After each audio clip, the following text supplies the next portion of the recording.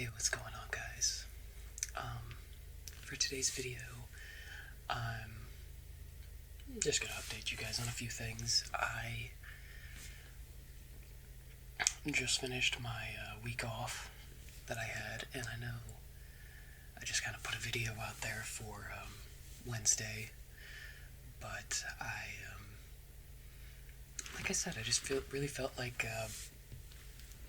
I don't know, just having a week off to just kind of relax and do whatever. It really didn't feel like I accomplished anything. I mean, in the grand scheme of things, I did, but I don't really feel like I got to relax like I wanted to. But regardless, like I said, I absolutely gutted my car for the sound system. It's all in there. Finally finished that up. And really the only thing I need to do there is kind of like fabricate a rear seat delete. So I took the seats out and put the two 12-inch subwoofer box in. And so now all I really need to do is just kind of like fabricate probably just put like a piece of plywood and like put some felt over it. That's going to take more time than I have right now, so now that I'm back to work. But I think I had a comment of someone just wanting me to go over everything with my car, so maybe I'll make a video or part of a video about that. I've had the car for 8 years now, and she definitely still needs some work. Don't get me wrong. Like I said, I'm gonna try to learn how to paint. But I mean, it's the same thing. About a month ago, I couldn't tell you how to completely install a new sound system into a car. But I mean, typically on my work breaks, or even just work's been kind of slow recently, I've been able to do a lot of Googling and whatnot, and I just did one, no problems. So it's the same thing. Like right now at this current moment, I might not know what I'm doing, but I feel pretty confident. One of my friends works at an auto body shop. He can give me some pointers, but I feel pretty confident that I can pull it off. But we'll see. I've just definitely been neglecting that car for way too long now. I mean, don't get me wrong, it still runs and drives great. I look at it like a blessing in disguise. So the clear coat, pretty much from the top of the car where the sun's beating down on it, is peeling real bad. And I look at it, like I said, blessing in disguise. I've been neglecting it, the clear coat just keeps peeling, and then it's been probably about 2 months now ago that I hit my deer, or a deer hit me, and it's kind of forcing me to, because now I'm driving around with a big dent in my fender, it's kind of forcing me to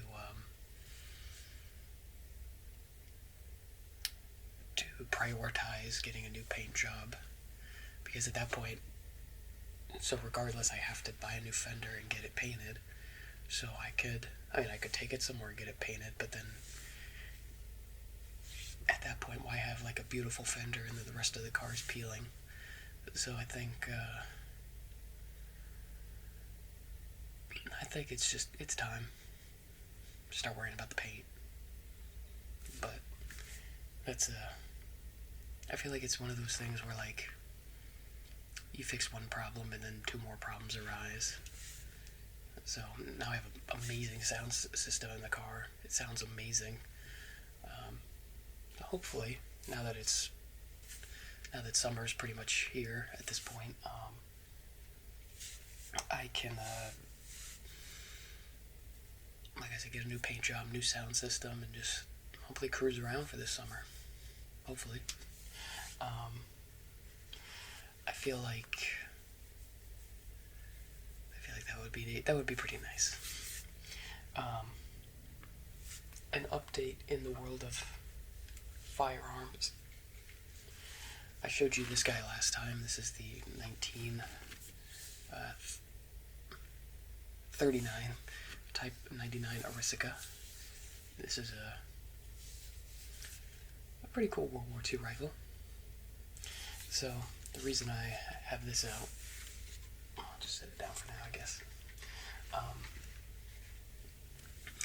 If you watched, I think it was my last video, I think it was 2 videos ago now. If you watched that video, I had this rifle and another rifle from my friend. And,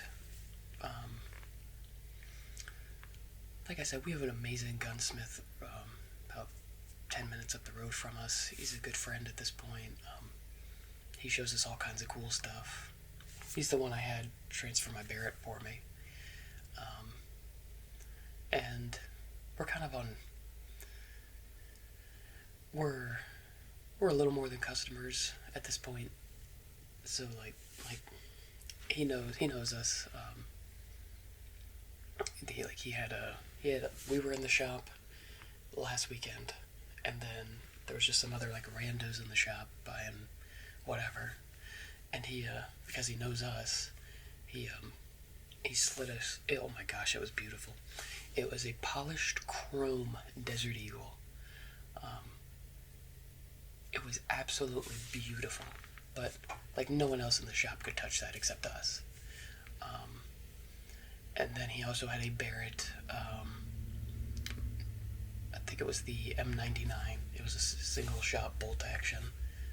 He let us play with that. He didn't let anyone else touch it. So we're in pretty good with him. So what we did was we took,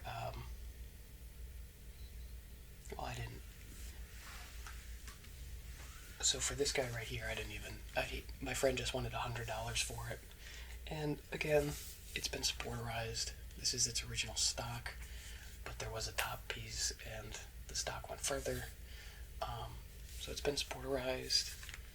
They even has like the original hole in it for where the sling mount went.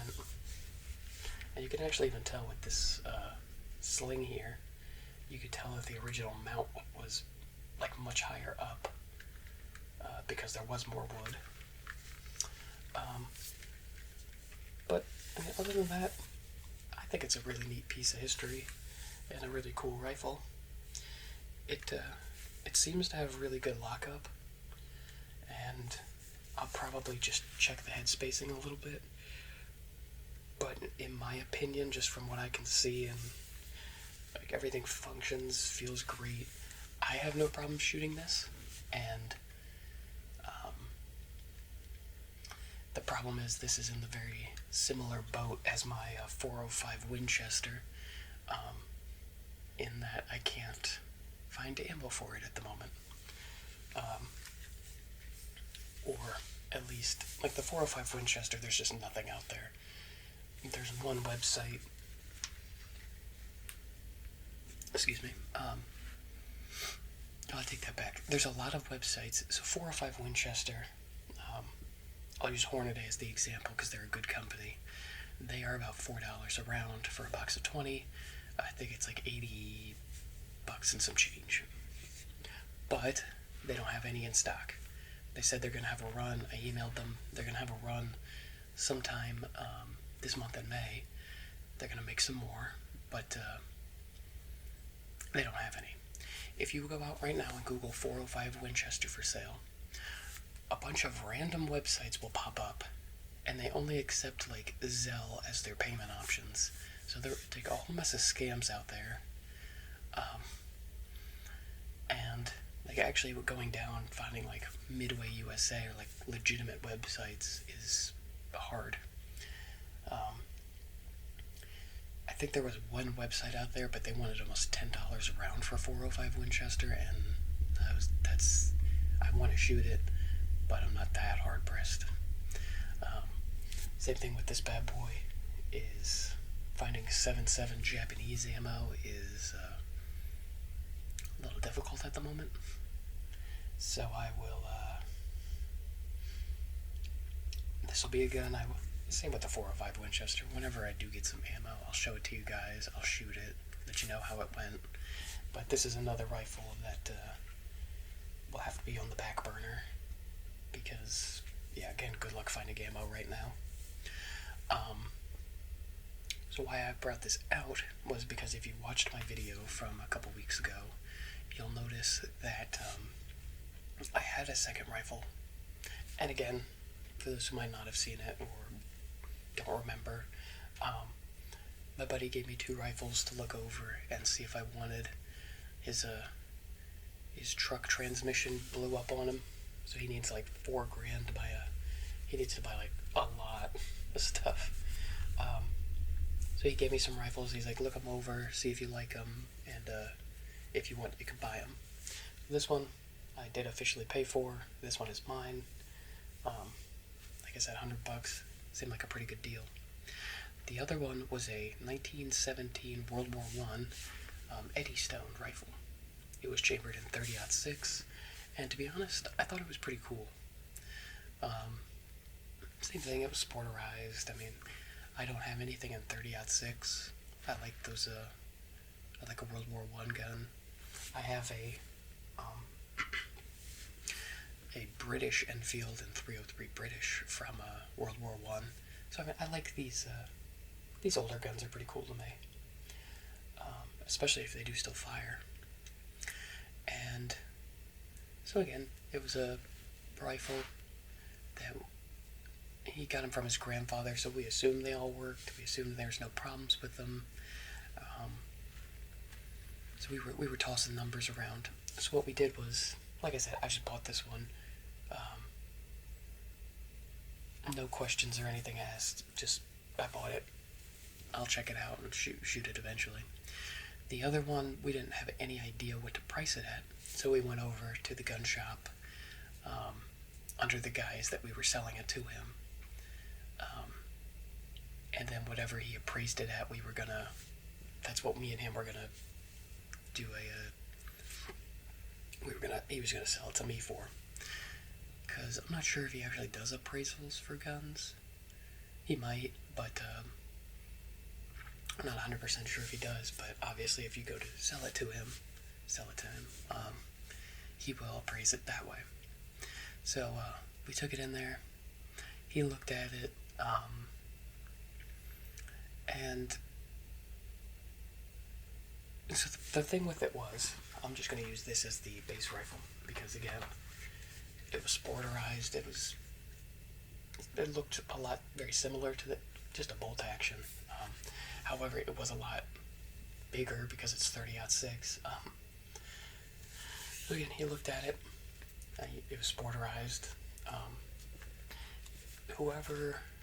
Whether it was his grandfather, someone else, whatever, they took the front sight. They took the front sight off, and they took the rear sight off. With that rifle, it has a very unique, big, bulky rear sight. So at first, the gunsmith was looking at it. He's like,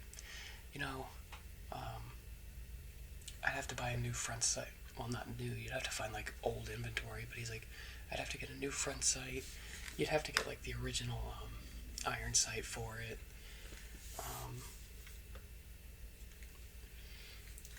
So at first he was. The problem with a lot of these older rifles is parts for them are insane. So like a rear sight would be like $50, and to buy the whole rifle would be like $100. I'm just using generic numbers. So a lot of the times you're better off buying. So like in this case, if I wanted, let's say, like a new bolt, you're honestly better off buying a completely new or a completely different rifle and then just taking the parts you need off of that for yours. And to be honest, it's about the same price. So he's like, look, I'd have to probably buy another gun, buy all these parts to get it looking good again, and then even then the aftermarket retail for that is he wasn't so originally he said he'd give him $75 for it, and that's mainly because he would probably use it for like a parts gun. See if people out there wanted it for parts, because again, you could sell the whole rifle. In his case, he was expecting to sell it for around $150, and he's like, at that point, you're better off just taking pieces off and parting it out for a parts rifle. He has a gun broker page. For those that don't know, that's basically like eBay for guns. So that's what he does for a lot of these sort of things. So originally my buddy's like, hey, he pulled me aside. He's like, would you do 100 for it? I was like, yeah, sure, whatever. And then I actually got lucky on this deal. It's called NICS. It's the National Background Checks that you have to go through anytime a gun's bought. So he was buying a 357 lever action, and then that Eddystone was going to be potentially a store credit. So while he was waiting on his 357 background check to come in, the NICS, the federal background check system, went out, which apparently happens every now and then, and it was out for a good 30 minutes before it went back online, so you couldn't process the background check. So we were just sitting in there chatting. Like I said, he's a good, the gunsmith's a good guy. He likes showing us like his backroom guns, like that polished Desert Eagle. He's not putting that out on the display room.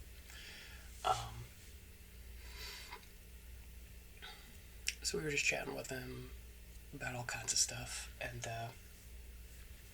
somehow he said he was going to think about the rifle while the background system's down. Somehow we were he's showing us guns. We're just chatting with him. Somehow the conversation goes back to that Eddystone rifle, and that's what it was. It actually had so somebody took a rifle like this, and if you know, there's nowhere to mount a scope on it. So what they did was they drilled some holes in the receiver, mounted a bracket, and then put a scope on top of that. So the conversation went back to, because he needs money, so the scope on top was I believe it was called a Redfield. I'm not very savvy with scopes. I'm more for the firearm part of things. I think it was called a Redfield, and the gunsmith was actually like, he looked it over. He's like, to be honest, the scope is actually worth probably about $100. It was an older kind of collectible scope. So he's like, the scope was worth more than the rifle.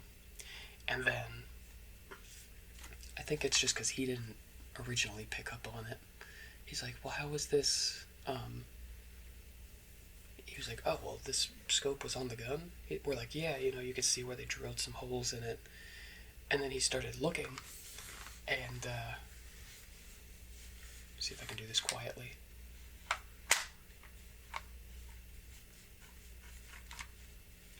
Potentially. I don't think that was too bad. So they drilled 2 holes right here in the receiver. Now I took the scope off because that's where all the important markings that said it was a 1917 Eddystone, and it had all the good stuff on it. So I took the scope off when I was doing my research, and never put it back on. So he looks at it, and he's like, well, one of the problems you'll have with these guns, he stuck his finger up in there, and you can actually see, or you could feel, where they drilled all the way through the this part up here, and then for that particular rifle, the locking block was on the other side. So they didn't just drill through the receiver here, they drilled actually through the locking block. And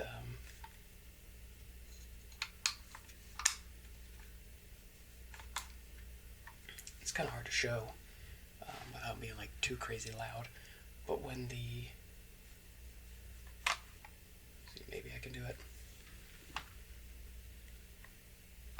This one is, like I said, this one has actually a really good lockup. Okay. So when you twist the bolt, this little piece comes up on this rifle particular. For that rifle, this piece here was actually up in the receiver, and that's where it would lock. And that's essentially the main piece that's keeping this bolt from flying back and hitting you. So they drilled into that. So then so where the rifle locks up at was now shaped away because it was drilled through. So he was saying that you very well could have again, there's less lockup there, so it very well could, the bolt could just fly right out and hit you. Now, I don't know, because there was a scope on it, and again, we don't really know its history. I think it was his grandfather who just died, so we don't really know a whole lot about it. And did he put the scope on there and then never shot it? Did he put the scope on there and the screws acted like a locking block? So we don't really know. And to be honest, if you've never seen 30-06, it's a pretty beefy round, and that's not a round I would want to find out. So everything about that was kind of sketchy. Once I learned that, our gunsmith even showed us. He's like, yeah, he showed us on the bolt. He's like, yeah, literally it lines perfectly up with those holes. Like, they drilled those holes in the worst possible spot.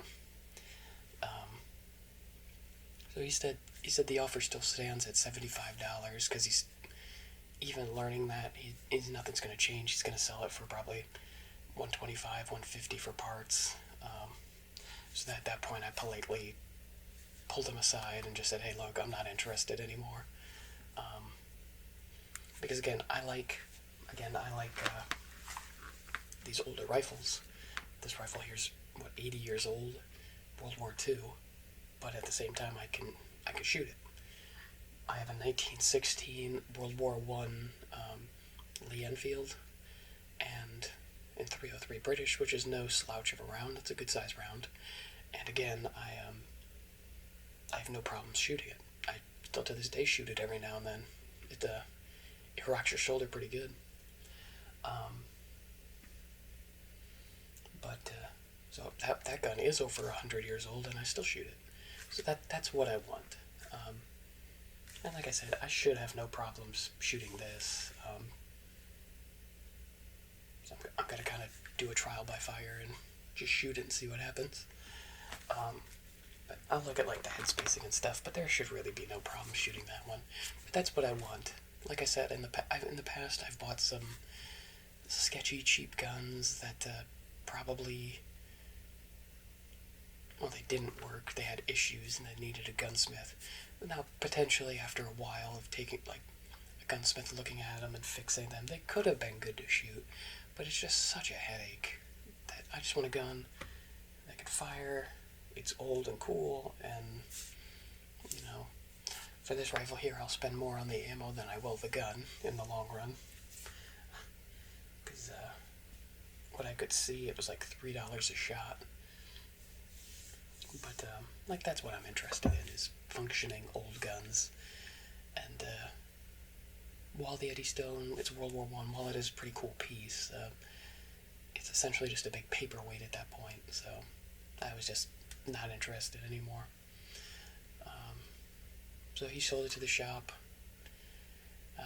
I check his gun broker like every other day. I'm waiting to see if he does list it, and if so, if he lists it for parts, or the problem is he gets in like these periods where like he gets like one gun in, he's not very busy, or he gets a million guns in and he's super busy. So sometimes he'll just say, we'll piece out the parts on gun broker, or sometimes he'll just put the whole rifle up, be like, "Hey, look, here's what's wrong with it. I don't recommend shooting it. This is just for parts.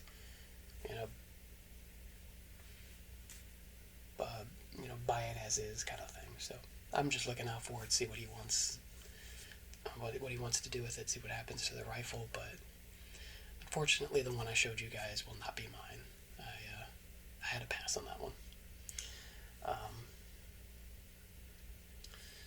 So with that being said, I guess I've probably ranted and raved long enough. I need some new guns in my life, you know? I need some new, exciting stuff.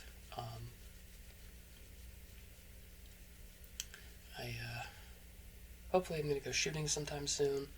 Like I said, I have a whole mess of stuff that needs to be shot. And, can't wait for this summer. Should be a pretty fun summer, honestly. I cannot wait for it to get warmer out. But if you like my rambles, let me know in the comments below. I try to engage with everybody. You guys really are the best. You guys have some great conversations with me, and I love each and every one of you. So with that being said, I'll leave the video here. I appreciate every one of you. You guys are amazing. And I guess I'll see you guys in the next video.